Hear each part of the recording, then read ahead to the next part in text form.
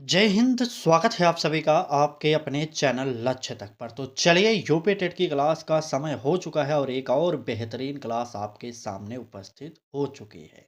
अगर आप भी तैयारी कर रहे हैं यूपी टेट पेपर 2 की, तो यह क्लास एकदम सही आप पकड़े हैं, क्योंकि क्लास है एसएसटी का। यहाँ से 60 प्रश्न आपके पेपर में पूछा जाता है, आपको पता होगा। तो चलिए क्लास को शुरू करेंगे। आज की इस क्लास में हम रैपिड फायर तरीके से 50 प्रश्नों को देखेंगे। वन लाइनर प्लस जो है एमसीक्यू, दोनों का मिक्स यहाँ पर क्लास होने वाला है। ठीक है, तो सारे प्रश्न जो हैं बहुत ही महत्वपूर्ण है। चलिए क्लास को शुरू करते हैं। पूरी क्लास देखिएगा जरूर। ठीक, ये रहा क्लास का पहला प्रश्न। कहा जा रहा है कि मौलिक कर्तव्य किस संशोधन द्वारा जोड़े गए। 42वें से 44वें से या 52वां होगा, या कौन सा 86वां होगा? जल्दी से बता दीजिए कौन सा संशोधन होगा। तो सबसे पहले नोट करिए, 86वां संविधान संशोधन में क्या कहा गया था? जो 6 से 14 वर्ष के बच्चों के लिए निःशुल्क शिक्षा का अधिकार पास किया गया था, वह इसी 86वें संविधान संशोधन में वर्णित है। ठीक है, और अगर बात करें मौलिक कर्तव्य की, तो नोट करिएगा, मौलिक कर्तव्य जो था 42वें संविधान संशोधन द्वारा जोड़ा गया था। इसको जानते रहिए। और 42वां संविधान संशोधन कब हुआ था? तो आपको पता होना चाहिए बिल्कुल। कब हुआ था? 1976 में 42वां संविधान संशोधन हुआ था। ठीक, और 42वें संविधान संशोधन को ही संविधान का मिनी संविधान कहा जाता है, इतना जानते रहिए। और चलिए तुरंत आगे बढ़ते हैं और देखते हैं हमारा अगला प्रश्न क्या कह रहा है। यहाँ पर पूछा जा रहा है कि मौलिक कर्तव्य किस देश से प्रेरित है? तो नोट करिएगा, रूस से। ठीक है, अगर वर्तमान में मौलिक कर्तव्यों की संख्या कितनी है, ये प्रश्न पूछा जाए तो बता दीजिएगा। 11 है इस समय हमारे। ठीक, चले आइए देखते हैं अगला प्रश्न क्या कह रहा है। अगला प्रश्न देखिए, इस प्रकार के प्रश्न अब हम हर क्लास में आपको 2-3 प्रश्न प्रोवाइड कर रहे हैं, क्योंकि मैंने भी देखा यूपी टेट का प्रीवियस ईयर का पेपर एसएसटी में खास करके इस प्रकार के प्रश्न पूछने की संभावना बन रही है।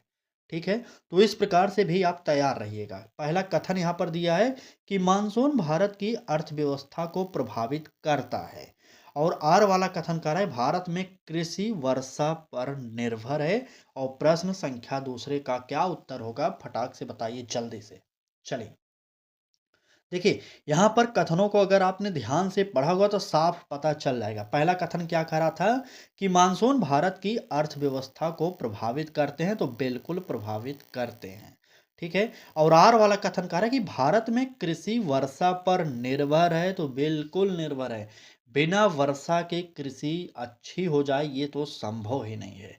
ठीक है, इसलिए यहाँ पर हमारा दोनों सही होगा और आर सही व्याख्या भी कर रहा है। ठीक, चले आगे। बिल्कुल ए वाला ऑप्शन सही करिए और तुरंत आइए देखते हैं वन लाइनर क्या कह रहा है। भारतीय मानसून का प्रमुख स्रोत क्या है? तो भारतीय मानसून का प्रमुख स्रोत जो होता है, पता है, हिंद महासागर है, क्योंकि यहाँ से ही हमारे देश में मानसून की प्रवेश होती है, यहीं से मानसून बनता है। ठीक, अगला प्रश्न, इसका एक आर्थिक प्रभाव क्या होगा, बताइए। तो कृषि में हानि हो जाएगा, बिल्कुल कृषि में हानि होगा, इसको आप लोग नोट कर लेंगे।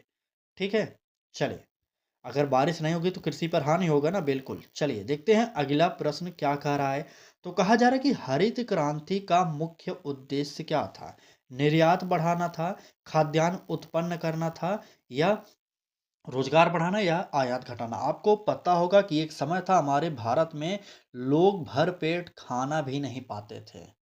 वह भी दिन था। लेकिन पंचवर्षीय योजनाओं में पहली जो पंचवर्षीय योजना थी, उसमें सबसे पहले कृषि के विकास पर फोकस किया गया था, जिसका नतीजा हुआ कि हमारे देश में खाद्यान्न उत्पादन बढ़ गया।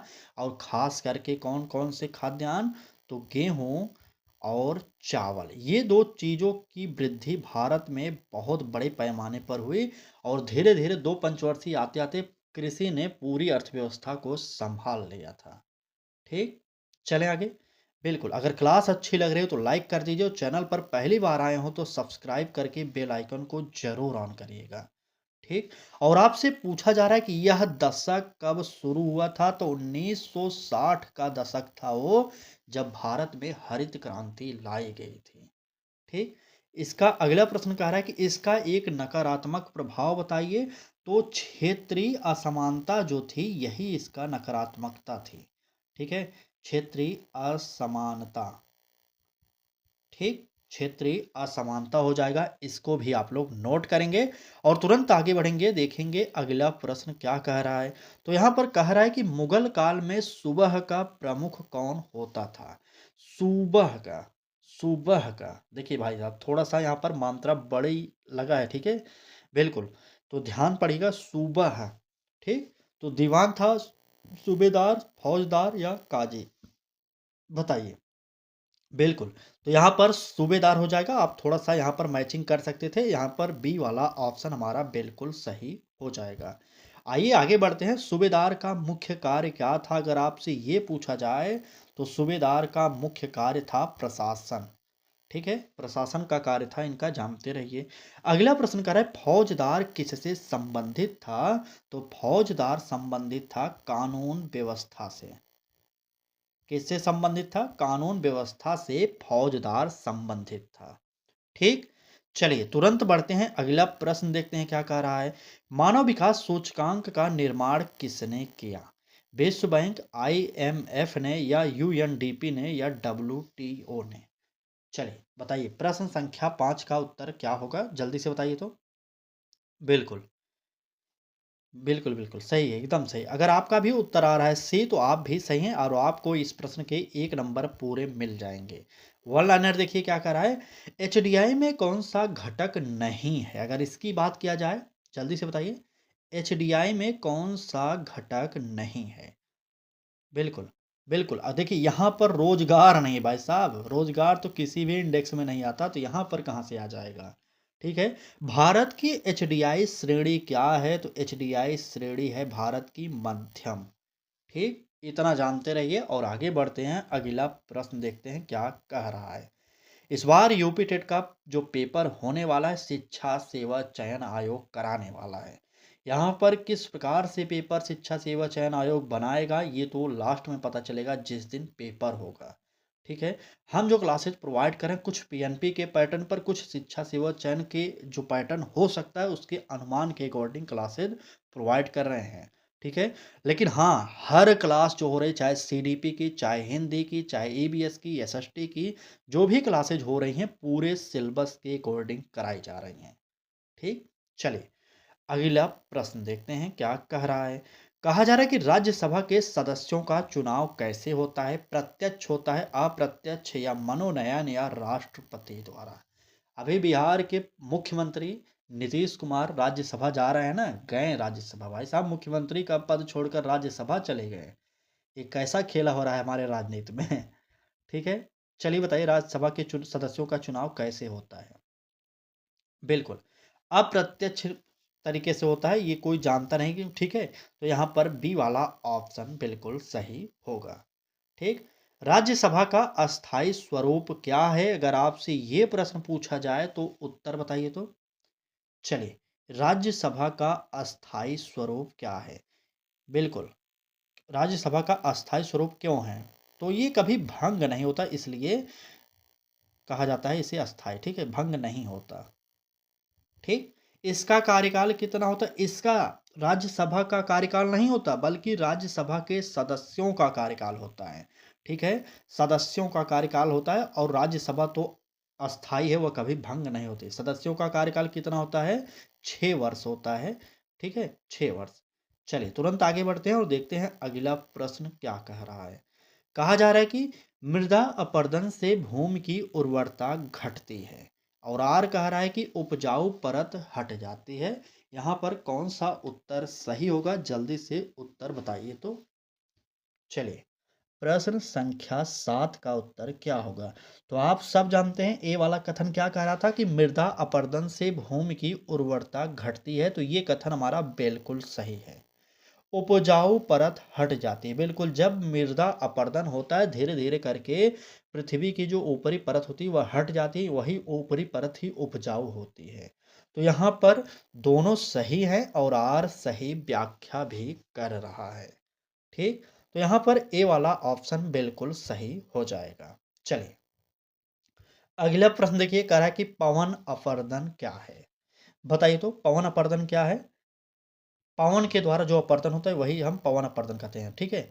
नोट करिए, पवन के द्वारा मृदा अपरदन होना, ठीक?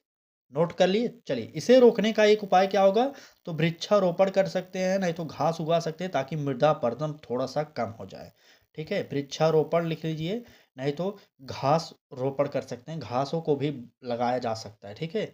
चलिए, तुरंत आगे बढ़ते हैं, देखते हैं अगला प्रश्न क्या कह रहा है, ठीक है? तो अभी तक इस क्लास में टोटल प्रश्न हुए हैं 21 प्रश्न आप देख चुके हैं। कहीं पर भी अगर इस प्रकार की क्लासेज आपको नहीं मिलती हों तो लाइक ज़रूर कर दीजिएगा, क्योंकि हमने पहली बार यह नया तरीका आपके लिए सोचा है कि एक प्रश्न एमसीक्यू प्रैक्टिस सेट के माध्यम से प्रोवाइड किया जाए, उसी प्रश्न से संबंधित 2 प्रश्न वन लाइनर आपको प्रोवाइड किए जाएँ। इससे क्या होता है कि कम समय में आप अधिक प्रश्नों से परिचित हो जाते हैं। ठीक है? ये फ़ायदा होता है। आप देखते होंगे हम कभी-कभी 20 मिनट में 50 प्रश्न एसएसटी कहलाते हैं, 20 मिनट में हिंदी के 60 प्रश्न करा देते हैं। कभी-कभी इस प्रकार की क्लासेज़ भी हम आपको प्रोवाइड कर रहे हैं। ठीक? तो चलिए बात करेंगे प्रश्न की। कह रहा है कि नमक सत्याग्रह कब हुआ? 1928 में, 1930 में, 1932 में या 1935 में? बताइए। नमक सत्याग्रह कब हुआ था? जल्दी से कमेंट बॉक्स में उत्तर बताइए तो। प्रश्न संख्या 8, बिल्कुल, नमक सत्याग्रह जो हुआ था 1930 में हुआ था, ये जानते रहिएगा। और नमक सत्याग्रह का नेतृत्व किसने किया? अगर ये प्रश्न पूछा जाए आपसे तो गांधी जी का नाम जरूर याद करिएगा, क्योंकि हमारे देश के नायक कहे जाते हैं ना, बिल्कुल। और यह कहाँ से शुरू हुआ था? तो ये शुरू हुआ था दांडी नामक स्थान से, ठीक है? ये जानते रहिएगा। चलें आगे। बिल्कुल बिल्कुल ठीक है, सभी प्रश्न इंपॉर्टेंट है। आपकी क्या सोच है आप बता सकते हैं, ठीक है? चलिए, ये आ गया इकोनॉमिक्स का प्रश्न, क्योंकि आपके एसएसटी के अंतर्गत इतिहास भी आएगा, भूगोल भी आएगा, संविधान भी आएगा और अर्थशास्त्र भी आता है, ठीक? सभी को पढ़ना पड़ेगा, क्योंकि 60 प्रश्न 60 नंबर के आता है एसएसटी में, और ये आपका मेरिट तय करता है, ठीक? कि आप 100 प्लस जाएँगे कि नहीं जाएँगे, यही तय करता है। चलिए, प्रश्न देखिए, कह रहा है कि मुद्रा का कौन सा कार्य मूल्य को मापता है? विनिमय होगा, संग्रह होगा, मूल्य का मापक होगा या भुगतान होगा? प्रश्न संख्या 9 का उत्तर बताइए क्या होगा? चलिए, बिल्कुल, अगर बात किया गया है इस प्रश्न के उत्तर की, तो मूल्य का मापक यानी कि सी वाला ऑप्शन हमारा सही हो जाएगा। आगे आइए, मुद्रा का एक उदाहरण दीजिए। तो भारत का मुद्रा जैसे रुपया हो गया, यही मुद्रा होता है ना, चलिए, ठीक। डिजिटल भुगतान का एक माध्यम बताइए। भारत की बात कर रहा है तो वो यूपीआई लिख लीजिए, यही तो डिजिटल है, इसी के माध्यम से हम डिजिटल भुगतान करते हैं ना, बिल्कुल। चलिए देखते हैं अगला प्रश्न क्या कह रहा है। कह रहा है कि मरुस्थलीय क्षेत्र की मुख्य विशेषता क्या है? अधिक वर्षा है, कम वर्षा है, घने वन है, जल भराव है? बताइए। मरुस्थलीय क्षेत्र की विशेषता क्या है? जल्दी से उत्तर बताइए। बिल्कुल, मरुस्थलीय जो है क्षेत्र, वो है कम वर्षा के कारण। आपको पता होगा कि राजस्थान साइड में रेगिस्तान ही रेगिस्तान है, वहाँ पर बारिश कम होती है। हालाँकि पिछली बार वहाँ पर बाढ़ भी आ गए थे। ठीक है? चलिए, तुरंत आगे आइए, देखते हैं अगला प्रश्न क्या कह रहा है। कहा जा रहा है कि भारत का प्रमुख मरुस्थल कौन-सा है? तो भारत की बात किया जा रहा है तो थार का रेगिस्तान कह सकते हैं आप, ठीक? चलिए, यहाँ की वनस्पति कैसी होती है? तो आपको पता होना चाहिए, यहाँ जो वनस्पति होती है, ये विरल वनस्पति होती है, ठीक? विरल वनस्पति, बिल्कुल। भाई जब जब पानी वहाँ पर नहीं पाया जाएगा, जब पानी बारिश नहीं होगी और पानी वैसे पाया नहीं जाता रेगिस्तानों में, तो कैसी वनस्पति होगी? यही बबूल-वबूल उगेंगे, बहुत दूर-दूर पर रहते हैं, ठीक है? चलिए, तुरंत आइए देखते हैं अगला प्रश्न क्या कह रहा है हमारा। कहा जा रहा है कि समानता का अधिकार किन अनुच्छेदों में है? 12 से 17, 14 से 18, 19 से 22, 23, 24? बताइए। समानता का अधिकार किन अनुच्छेदों में है? चलिए, प्रश्न संख्या 12 का बाद में देखेंगे, पहले 11 का उत्तर बताइए। बिल्कुल, समानता का अधिकार, काफी लोगों ने उत्तर सही कर दिया है। 14 से 18 यानी कि बी वाला ऑप्शन हमारा बिल्कुल यहाँ पर सही हो जाएगा। ठीक? देखिए, अनुच्छेद 14 क्या प्रदान करता है? बताइए? बिल्कुल, समानता। हर प्रश्न का उत्तर नोट करना है आपको अब, ठीक है? अनुच्छेद 17 किससे संबंधित है इसको बताइए तो? बिल्कुल, चलिए अनुच्छेद 17 किससे संबंधित है नोट करिए। चलिए, अस्पृश्यता, बिल्कुल, अस्पृश्यता से संबंधित है। ठीक? अस्पृश्यता उन्मूलन मतलब छुआ-छूत का उन्मूलन की बात करता है। ठीक है? और अनुच्छेद 18 कहता है उपाधियों का अंत। ये नोट करिए, तुरंत आगे बढ़िए और देखते हैं अगला प्रश्न क्या कह रहा है। देखिए, पूरी कोशिश यही रहती है कि आपका समय एक भी सेकंड का अतिरिक्त ना लगे। ठीक है? इसलिए पॉइंट टू पॉइंट बात करिए, जो भी आपकी समस्या है, आपको यूपी टेट में क्या दिक्कत आ सकती है, कैसे क्या करने वाले हैं, ये सब हम बाद में चर्चा करेंगे। ठीक? अभी फिलहाल आप प्रश्नों का सिर्फ उत्तर दीजिए।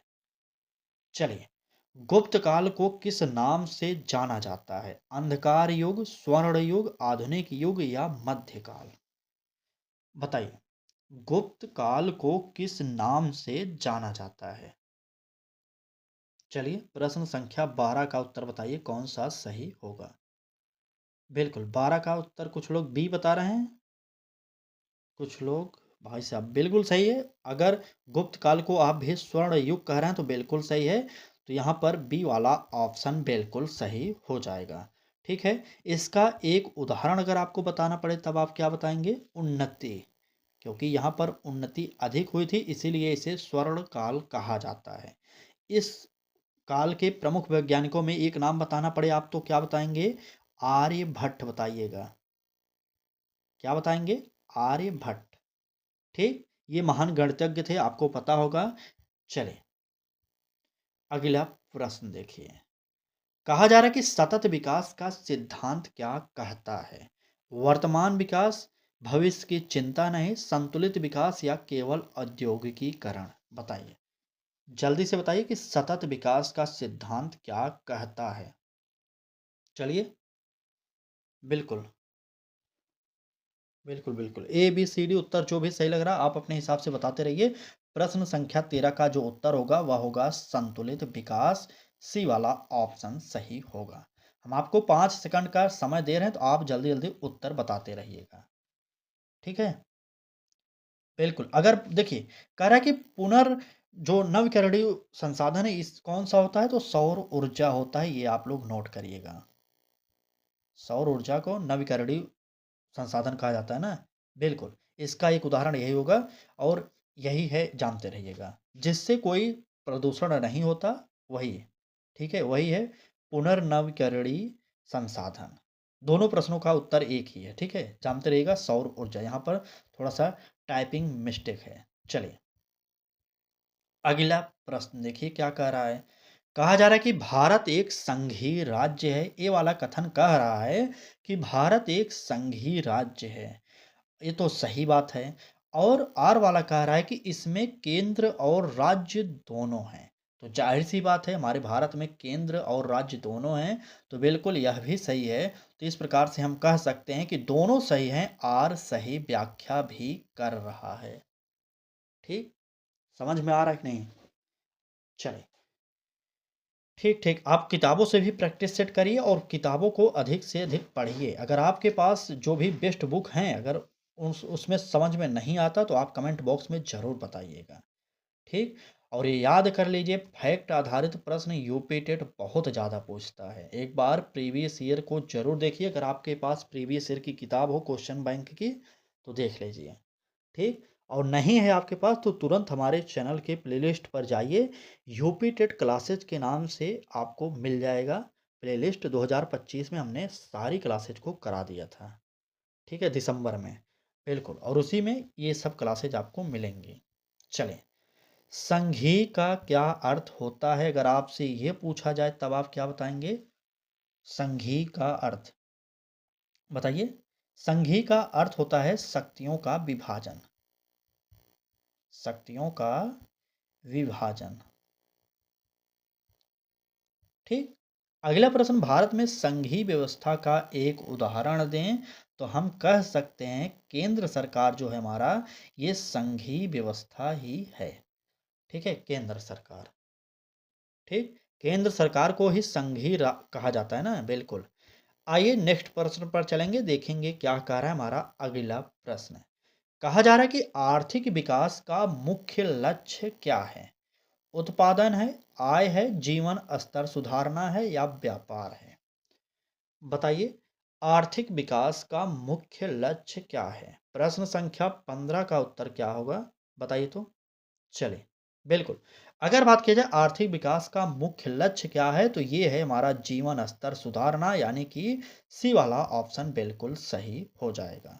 गरीबी क्या है, इसकी बात किया जाए, बताइए। चलिए, आय की कमी। ठीक, आय की कमी को ही गरीबी कहा जाता है। इसका एक उदाहरण अगर देना पड़े तो बेरोजगारी दे दीजिए भाई साहब, हमसे बड़ा बेरोजगार कौन है? हम सबसे बड़ा, ठीक है, बेरोजगार है।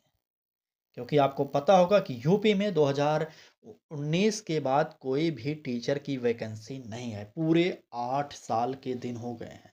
और 2021 के बाद ये तो पहला टेट हो रहा है भाई साहब। समझ रहे हैं किस प्रकार से सरकार खेल कर रही है। चलिए, आप सौभाग्यशाली हैं कि आप टेट देकर पास होने वाले हैं, ठीक है। चलिए फिलहाल आगे बढ़ते हैं, देखते हैं अगला प्रश्न क्या कह रहा है।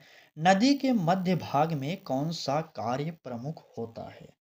अपर्दन, परिवहन, निक्षेपण या वाष्पीकरण? बताइए। बिल्कुल, अभी तक आप इस क्लास में टोटल 45 प्रश्न पढ़ चुके हैं। अगर क्लास अच्छी लगी हो तो लाइक ज़रूर करिए और चैनल को सब्सक्राइब भी कर लीजिए। ठीक है? चलिए, नदी के मध्य भाग में कौन-सा कार्य प्रमुख होता है? अगर आपसे ये पूछा जाएगा तो उत्तर क्या होगा आपका? बिल्कुल, नदी के मध्य भाग की बात किया जा रहा है। बिल्कुल सही, यहाँ पर जो होगा वह होता है परिवहन, यानी कि बी वाला ऑप्शन सही हो जाएगा। ठीक? ऊपरी भाग में क्या होता है? बताइए, नदी के ऊपरी भाग का प्रयोग किस लिए होता है? बिल्कुल, ऊपरी भाग में तो अपर्दन ही होता है ना, अपर्दन। ठीक? निचले भाग में क्या होता है? निक्षेपण। ये भूगोल का प्रश्न है भाई साहब, यहाँ से प्रश्न बन सकता है। ऊपरी भाग में अपर्दन होगा और निचले भाग में होता है निक्षेपण। तो चलिए क्लास को आगे बढ़ाते हैं और आज की क्लास का आखिरी एमसीक्यू देखते हैं। क्या कह रहा है? संविधान सभा की पहली बैठक कब हुई? 1946, 1947, 1948, 1949? संविधान सभा की पहली बैठक। बिल्कुल सही। यहाँ पर नोट करिएगा, संविधान सभा की पहली बैठक 9 दिसंबर 1946 को हुई थी, जिसमें अस्थायी अध्यक्ष बनाया गया था सच्चिदानंद सिन्हा जी को। ठीक है, इनका नाम जानते रहिएगा। उस उसके बाद दूसरी बैठक कब हुई थी? तो 11 दिसंबर को हुई थी। ये भी आप नोट करेंगे, 11 दिसंबर 1946 को। और इसी बैठक में अस्थायी अध्यक्ष का चुनाव हुआ, जो राजेंद्र प्रसाद को बनाया गया था। ठीक, मात्र 2 दिन के लिए हमारे अस्थायी अध्यक्ष को चुना गया था, सच्चिदानंद सिन्हा जी को, इतना भी जानते रहिएगा। और इस प्रश्न का उत्तर जो होगा 1946, यानी कि ए वाला ऑप्शन सही होगा। ठीक, समझ गए ना? तो चलिए अगला प्रश्न देखते हैं। इसका अस्थायी अध्यक्ष अभी मैंने बताया कि सच्चिदानंद सिन्हा। नोट कर लीजिए भाई साहब, नहीं तो कहेंगे नोट नहीं करा। सच्चिदानंद सिन्हा। ठीक, ये थे। अस्थायी अध्यक्ष कौन बनाए गए थे 2 दिन बाद? तो राजेंद्र प्रसाद बनाए गए थे, हमारे देश के प्रथम राष्ट्रपति थे। ठीक, चलिए इनका नाम आप लोग नोट कर लीजिए। ठीक है, बिल्कुल।